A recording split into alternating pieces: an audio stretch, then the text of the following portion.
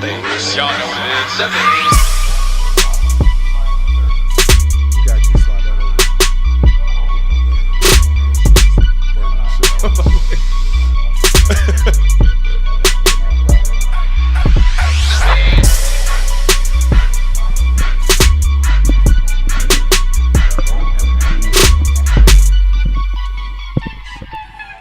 What's going on, y'all? Welcome back to another episode of the Mean Podcast. If this is your first time tuning in, this is a show about average people who aim to do above average things while talking about everyday life. I'm Johnny Kendricks. And as always, this is your boy B Rivers. And today we have a guest. Thank you for coming out here, man. Nah, I didn't say You got it? No, you got it? Go ahead. I always almost say it. I didn't say it. Go ahead and introduce yourself. What's up, everybody? My name is Jacky Wright. All right, Jacky Wright. Man, this you have a very ambiguous. Ambiguous? Ambiguous. I don't know what word you're trying to say. That was what I was. I trying know to where say. that's crazy. I know where he's going though. I've heard it, so I know Verbal type. I know where Yeah. you're going. Someone said that about me the other day, but I think yours has me beat. Jacky Wright. You don't know if you like white, black. I would suspect black when I see Jacky Wright. JCKY. You would Just the JCKY. I The haven't Y, seen the that, Y, but just the okay. name Y. Jacky Wright, I would think he was black. John Williams, I have no idea. That's just like fair. it's almost like a John Doe. Okay, come on, It is. relax. All right. My man Jackie pulled up from the Valley, Doug. Where are you from? I'm from Philly. Wow, I should have known because John. John. This is my brand. Yeah. Oh, word. Yeah. Clothing brand. How long you been Yeah. doing that? I just started it in February. I just launched. That's yeah, what's it's up, called dog. Righteous. And Yep. what pushed you in that direction? Man, it was birthed through having my own. You know what I'm saying? I feel like I've worked for and with a lot of different people, but I didn't really have something that was like, something of my own. And so I've always been into clothes, even, through my parents and stuff like that, stuff that they was into. So it was like, all right, it's time to actually like launch something that's like going to inspire people to do their thing. See, I was going to ask, what inspired the name Righteous for your So brand? my last name is Wright. Gotcha. And so, I am a man of faith. I'm not like I'm not religious by any stretch. I'm, spiritual. Man, so it I was like, I was about to ask some questions. yeah, we can go down the rabbit Yeah, hole. we you know gonna what I'm talk saying? So it's about like it was birthed upon Psalms 112:6, which says, "Surely the righteous will never be shaken; they'll be remembered forever." So it's about like legacy and like all that kind of stuff. So it was a way to like make it cool and not play on your seem name, very too. not That's seem dope. all like churchy. You know what I'm saying? As soon as he said the verse Psalms, whatever the verse was, I'm like, brother, I only went to church on holidays. No, see, I was the same way. Though. Like I didn't grow up in the Easter. church. Yeah, I was like, Easter, I'm there, Christmas. fresh Easter, fit, Christmas. you know what I mean? I didn't that's grow my up in the extent church. of going to church. What prompted the move from Philly to LA? Man, that's a whole different rabbit hole. But long story short, I was actually married, and that went left. So it was either Atlanta, either Atlanta or LA, and I chose LA. And now, that was like 3.5 years ago. Word. Yeah, I came out here like on some dollar in the dream, like $200, 2 bags type Do you shit. have any family out here or anything? Yeah, so I had extended family and actually not too far from where we are. And so I was able to crash with them on the couch. And then, which we'll probably get into later, but an artist that I managed, which was a close friend of mine, he lived in the Valley. And so ironically ended up moving like not too far from where he used to live. It's just kind of like how it worked out. Yeah. It was definitely fate though, for sure. 100%. That's what's up. Yeah. So now you literally just mentioned it. You managing like an artist, is that your main thing right now? One of. I'm one of those guys, like I'm like a slash guy. I do like a few different things. Renaissance And man. Do a whole Yeah. bunch of stuff. Like I've always been drawn to that, and it's hard for me to just do one thing. So I'm more so generalized as like talent manager. So I manage an artist named Kenyon Dixon. He's a singer songwriter. Been nominated for 2 Grammys as a writer. I manage my mom. She's an author. That's a whole nother rabbit hole to go down. And so I got my clothing brand Righteous, and then I also write about like relationships and stuff. Now I see on your bio you had talent manager, which you already spoke to. Obviously founder of Righteous, and also a writer. So you're writing for the website or blog Problem with Dating? Yeah. Shout So out to that's my something that homegirl, you Bruna. founded, or? No, my homegirl Bruna. She is a writer. She used to work at E, and now she's just doing her own thing. She's an author. So I met her a few months after being out here, and I had just went through my relationship, and I felt like I had a lot to say. And so it was just, it was divine, you know what I'm saying? I was like, I got to get this shit off. Oh, I had to get this off, you know what I'm saying? So it was like, okay. So yeah, I just want to get into towards the mic. I had to get some words off my chest, you know what I'm saying? But it really resonated with people. So it was like, all right, like it becomes a thing now. Yeah. Hey, isn't it dope? It's like a good feeling when things just start falling into place, and it gives you like the peace of mind that you're doing something right. Right. Because it doesn't happen with everyone, and that's when you only know that you're going down the right path. Yeah. Like when I was playing basketball, shit kept happening. Playing drums, shit was happening. But like this always feels like it feels comfortable. It feels natural. So like I think it's dope that you found that. Appreciate that. Yeah, man. Even like unbiased feedback that you may get on whatever craft you're putting your work towards. That's always a great feeling. Lets me know that like, all right, I'm doing something right. You know? Right. If I'm impacting other people's lives in some way, we might have a topic that we talk about. Something like, that really hit home because of whatever I'm going through, and like when you said this, that, and the third. So for me it was just speaking my truth. You know what I'm saying? It was like, this is what I experienced as a black man. I feel like there aren't necessarily a lot of outlets where like us as young black men could just get that off. Mm-hmm. So I felt like that was a perfect opportunity to just talk about my experiences, and it hit home. So I was like, all right, I'm just going to keep writing articles. Especially in that way too. I think it's dope for like black men to be writing. Especially off your experiences, that just makes it more relatable, obviously. Especially if you're being true to yourself. Right. That's people gonna see through that, man. Yeah. Right. Yeah, you coming out bogus, you just talking crazy. Like, I'm just talking about real shit that I experienced, you know what I'm saying? That's why I never trip, because so many podcasts pop up now. But I never trip when I see podcasts pop up, because no matter how many podcasts pop up, like, we still been growing. Like, Right. And it's just consistent, and it's because we always try to be just as true as possible. When I lost my job, I came on here, I was like, oh, I'm jobless Johnny. Like, Right. We just out here speaking the truth. So Right. I think it's dope. And another thing, I feel like for you to be like a successful entrepreneur in this day and time, you have to do more than one thing. Facts. It's not too many people who just do one thing and they made it with that. So yeah, otherwise you're limiting yourself for sure, dude. Shout out to the hustle. Otherwise you're limiting yourself. I was talking to a friend of mine, and he was talking about how he wants to like stop using social media. And I understand that it can be a distraction, but I feel like for entrepreneurs, it's a big deal for us to push our content out there, for us to market and whatnot. It's just only up to us to be disciplined with social media. Post what you need to post or whatever. Get out of there. You need to just be scrolling and scrolling. Right. But it's discipline. It's so hard. It's Right. discipline. Yeah, I've been chilling today. You didn't post anything today? I didn't post. Well, I barely got on. Right. I've been trying to chill, but I need to post more. What It about just you? it just depends. Like, for me, it's like how I'm feeling and what I want to share. I mean, I am very like low key. I feel like people feel like they know stuff about me, but they don't. And some of that's purposeful. You know what I'm saying? Because it's like I'm actually a pretty private person. And so there's a lot that goes on that I don't share, because it's like I don't need y'all to know all that, whether good or bad. You know what I'm saying? No, go ahead. No, go ahead. I was just gonna say, like, with social media, I feel like you have to play that game though. Like, you have to post, you have to give people some insight, because that's what people want to see like what you're doing and be like, oh, okay, this man is cool. Or It's free marketing. You know what I'm popping, saying? yeah. Like, everybody's on there, and especially now more than I would say 5 years ago, like, people are literally breaking off of it.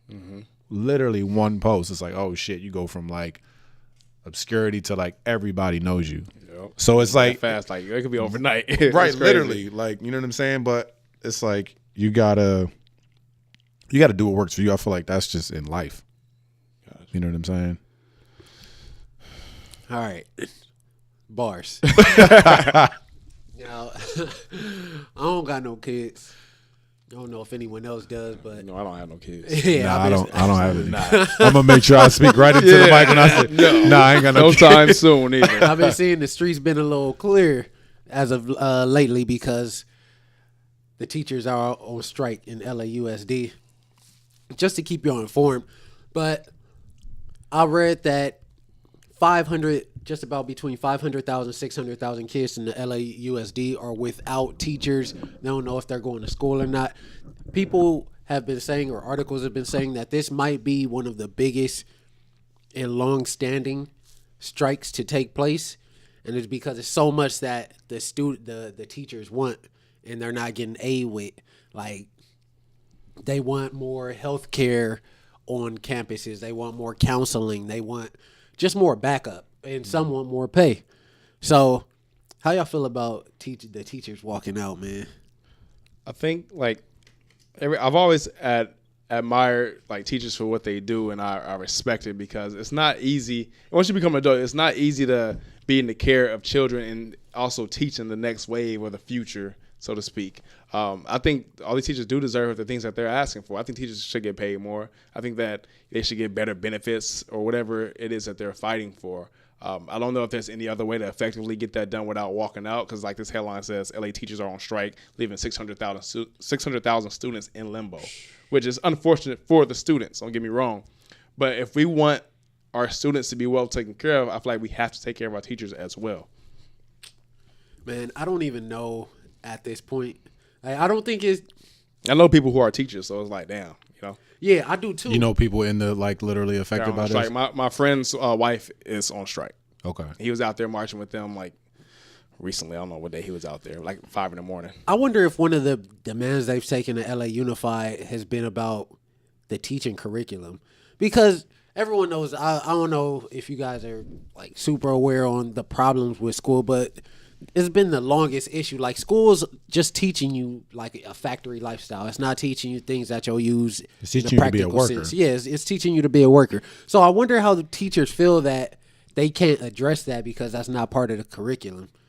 Like, I don't know. Hopefully that's one of the things they had a problem with. But I saw something on there that made mention to them having a surplus of money. So it was almost like they were like withholding the money. It was like, again, I'm not going to sit here and act like this. I don't know. I just saw it was like 1.8 billion in surplus or something like that. And then also that they were making mention to they wanted smaller classrooms. oh yeah. So it's like, you know, for one teacher, like 35 to 40 kids, which is a lot. I went to a small private school, so it was like we had like 15, 16 kids in the class, which is like you could easily handle that. But I couldn't imagine like double or triple that. Yeah. There's no way you're going to control that class. How It's impossible. And it's hard to give the students like the care that they may need. And Right. if you look at the schools that we don't went to growing up, it was some badass students. If you got 30 badass students, like, God damn, Right. they're going to go crazy, bro. You see, we had current events where we were talking about teachers like fighting students and stuff. Oh, yeah. These teachers are fed up, bro. I These teachers are fed up. You ain't getting paid enough. You care for these kids, and then you got some little niggas want to knuckle up with You you. seen the old head a few months ago squabbing with the Yeah, kids? that's what we was talking about. Like, yo. fuck He this told- class, nigga. Let's go. He was like, have a seat. Have a seat until Glasgow got active. Like, these teachers deserve more, and I do think that they should be able to change the curriculum, because I think that's a whole nother issue. That's big picture. Yeah, man. that, That's For yeah, sure. that ain't That happening takes for a- sure. No, that no. for sure. ain't But like, happening. you know, like I said, my friend's wife who's a teacher, she's teaching like elementary school. You know, stuff that these kids need to know. Right. Once you start getting to high school, I started to feel the factory mentality. Yeah, it's a bunch of nonsense. But I still think that they should be taken care of, because think about it, like, you know, if we were parents and my child is at school all day, I want them to have a teacher who cares. We all had teachers who cared. We had teachers who didn't care. And you're going to care a lot less if you're not getting paid or getting taken care of like you want No, that's to. real. Like, That's real. for real. If you're not getting paid, you always going to go left. Exactly. That's just how it works. And they really have a massive job, so it's like For sure. they need to get paid more. Bro, I don't like watching like kids in my family, let alone somebody else's kids. Like, they babysitting you all day. Like, nah, bro, you gonna try to knuckle up with me? Nah, bro. Hey, have y'all heard anything about Travis Scott receiving backlash for performing at the Super Bowl? Yeah. How do y'all feel? Like, is that cool? I feel like get your money. You want to touch it? I'm not. I got an I opinion. mean, it's one of those things like, I mean, I'm definitely with Cap. You know what I'm saying? So I totally understand where people are coming from. I feel like, you know, I can see both sides of the fence, and I guess it just depends on where you stand. You know what I mean? So if it's like, I get the whole get your money thing, but it's like the NFL in particular, they not rolling with us. Like, they're not. It's very apparent. You know what I'm saying? So it's like, do you need that bag? I mean, who am I to say? You Travis know what I'm Scott might not. Who am I to say? Yeah, You know what I'm saying? true, It's like, true. That man got to make his money. Yeah. You know what I mean? So it's like, and again, I wouldn't do it, but that's just me. I can't knock that man. You know what I'm saying? I don't know him. You know what I mean? Yeah, and like I respect Cap, and I support everything that he's doing. But at the same time, I don't knock Travis Scott. I don't know what his pockets are looking like. I don't know what bills he might have. And a lot of people, some people that I know have, said some things about it, like little remarks, like, "Oh, it wouldn't be me."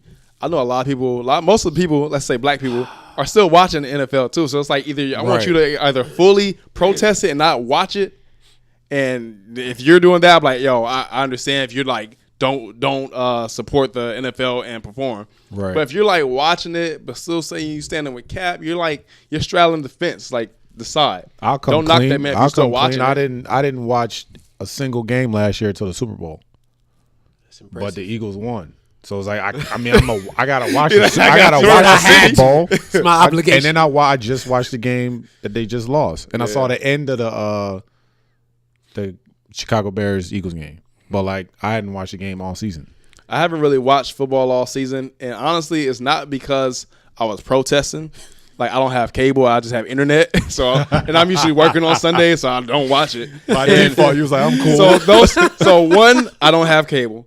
Two, I'm always working on Sundays. Right. And three, my Atlanta Falcons suck, so I have nothing to watch. I'm like, well, I guess I'm not watching. My main problem is basically what you said. People who are still watching football, or celebs who are still working with people who might be going against the grain, and they're not helping the black community. But then you want to tell Travis Scott like, "Oh, you're wrong for doing that." Like, I feel like if you're going to go in, like, go all the way in, and if not, don't say anything to anyone else who does. Like, let him do him. You don't know his situation. Right. Plus, I feel like him doing it is showing you how he feels about it. He could be like, man, I ain't tripping on that. You know what I'm saying? It doesn't make it right or wrong, but that's just his opinion. He's entitled to that. You know what I'm saying? At the same time, I feel like if people are condemning Travis Scott for performing in the Super Bowl halftime show, then how do they feel about the black players who are still playing in the NFL? Well, that's right. It gets You have to make a livelihood basically. So what are you gonna tell them stop playing because the owners have like a slave like mentality? You know but what I'm they saying? do though. They do. I'm not saying they don't. I'm not saying they don't. But you can't. What can you do about that? Well, besides not watching. Well, Do you you want could- all black players I to mean- stop playing? No. as an NFL player, Here's that's the your thing, though. livelihood. If they That's what all, I'm saying. if they all came in solidarity, Kaepernick would be in the league. We know that. well, yeah, Correct. So what I'm saying is the power is always in the numbers. You know what I'm saying? So if enough people are like, man, fuck that, something's gonna happen. Like if every player protested or we're then going they on gotta, strike. you gotta do something. What's keeping people from doing that though? That's like when It's people are the- going on the support black business. I disagree. Well, hold up. We got a black business. Yeah, I got a black business. Y'all got a black business. yeah. But check this out. I will support a black business that's good. Like, I'm not just gonna support a black business because it's a black business. For sure. Like, if someone's You want to like, support good business. yeah, if someone's like, eat this food, I'm not gonna eat the food if it's nasty. Like, I'm not just gonna I think keep eating I it think because what you that made is it. though more so is like we should lean more towards black business. Yeah. Off top.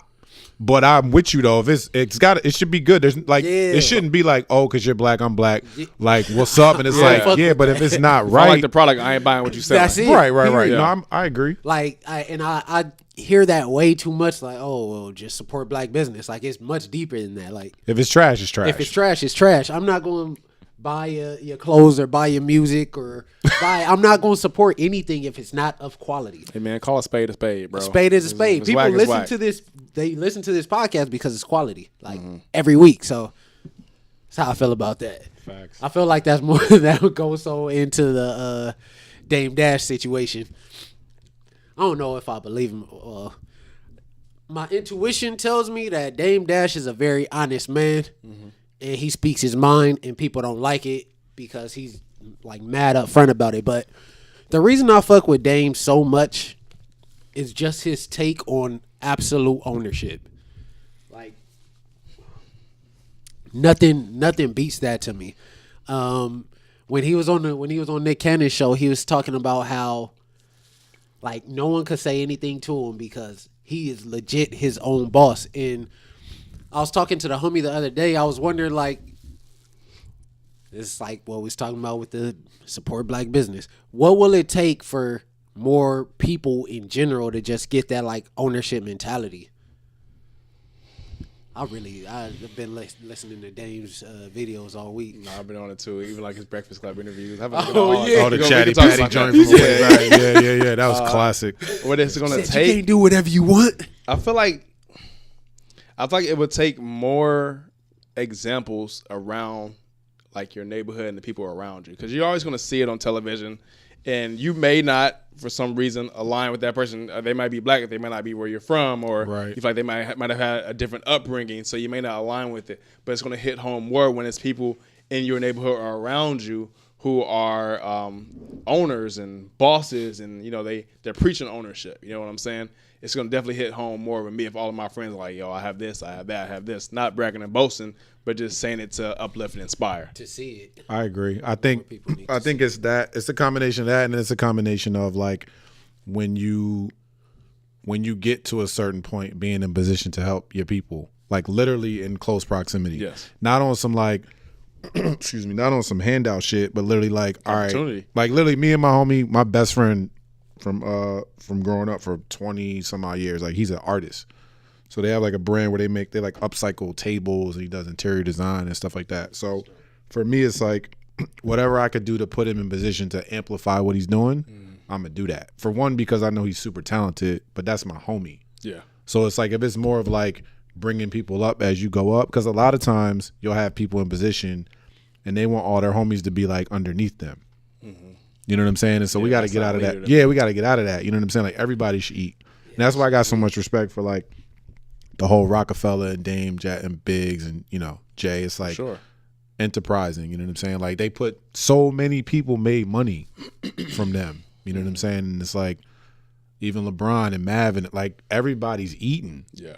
Yeah. Like we need more of that. And it doesn't. I mean, everybody can't be that gold star shining example, but even a fifth of that is still like you making money. You know what I'm saying? And like when I was looking at the Dame interview, like with Nick Cannon and just some of the other videos, I'm also actually listening to his book Culture Vultures. I've been looking for it. How is it? It's on Apple Music. It's really good so far. I like it. One thing he talked about was like nepotism, and for people who don't know nepotism, the textbook definition is the practice among those with power or influence of favoring relatives or friends, especially by giving them jobs. I feel like I am in favor of nepotism, especially when we're on the rise and we're helping out others and putting people in position, like as you spoke about. And I asked some people at my job as well, and they feel like nepotism isn't fair when it's these big, maybe like white corporations and stuff like that. Life's not fair. Exactly. Life ain't fair. They should. I'm not mad at them for doing that. We should be doing it though. Yes, we got to put ourselves in position. The black dollar goes a long way, and if we can create those opportunities and jobs for people, that will further uplift our culture. We're the and number our one society. consumer. Exactly. We buy everything. They know that. And that's one thing that Dane was mad about, because who was it? Steve Stout? No. Leor Cohen. How he always profits off of black rapper beef. Mm-hmm. And it's just like, not even just being a rapper, just like this, like we're doing right now. I reached out because it's like, oh, I want to like talk to another dude who looks like he might be doing something positive. Like, right. Just reaching out to like one another and building a network. Like, it's just not enough of that. And it's stressful. It can be because the shit is frustrating, because you still see all the negative shit. Like, it's always around you, and I feel like it's not often you come across like other like-minded individuals, or like, I hate to say like black people, who are like locked in on trying to do what you're trying to do. Right. Like, I know what you're saying. I don't want followers. Like, I want a bunch of leaders and we all grinding together. Right. But do you think, One thing I didn't like that Dane was doing when I was looking at the Breakfast Club interview is that he was. It felt like he was. Putting them down. I feel like he was shitting on people who have a boss. Like he was shitting on DJ Envy. It's like you can't. I understand he was trying to push the mindset of ownership, and I'm with that. But it's like you're gonna shit on everybody who may not have the wherewithal that you have to create their own business. Maybe they want to get in position somewhere else so they can be able to infiltrate or so. Some of that's bravado. You know what I'm saying? I feel like everybody can't be a CEO. Everybody can't be like, I'm doing my own. Yeah, it's just, we're not, I mean, it's just how it works. Mm-hmm. So like, it shouldn't deter anybody that is working for somebody to feel like I'm a failure or I can't do X, Y, and Z because I don't run my own show. You know what I'm saying? And the thing about it is, it's like, to me, the smart thing is like, you do work for somebody and then you stack up or you invest in your business while you're working for somebody else. Right. You're getting that check. So there's a lot of different ways around it. You know what I'm saying? Like my people come from like the street. Like they were in the street selling drugs and stuff. So it's like they made their own money. They didn't work for anybody. Mm-hmm. But everybody can't take that route. You know what I'm saying? True. It's just not. It don't work like that. Now I feel like you're shitting on your own employees. If you have different businesses, hey, for real, people working for you, like bro, like you got a boss. We got different mentality. You got a boss. Right, I don't like boss. Like. Bruh, like if I'm sitting there working for you in the middle of my shift, like I'm like nigga, I'm about to bounce. Like I don't want to be here. You know what I'm saying? Like that's messed up. We was talking about that too, though. We will always be like, oh, you need to go for something more, but like you said, everyone's not built like that. Another thing is, I think a mentality that holds some people back. I was in church. You know my church is wild. Wait, the one you work for or the one? Okay. Well, let me not say my church because I really just work there. I play drums. Okay. On Sundays. Okay. So, like a lot of times, I'll hear them and it'll be like, all you got to do is rely on God. And I really don't understand. I know people are going to get mad at this. I really don't understand why I rely on God. This is my take. Go ahead. This is my take. I'm listening. Speak your truth. Yeah, all right. I'm listening. I'm a full-grown adult-ass man, right? All right. How would I feel or how would my parents feel if they was just like, just rely on me? The Bible says God is your heavenly Father, right? Like it does say that. So the way I see it is like, me doing that, it takes responsibility off of me. God's job is done to me once, like, I'm alive, like once you hit the pavement. Like, I hit the pavement. I'm healthy. Like, I can't speak for I can't speak for everyone else. Okay. Other people got some issues. It is what it is. Mm-hmm. You know, that's their own life. But to me, God's job is done. Like he blessed me already. What else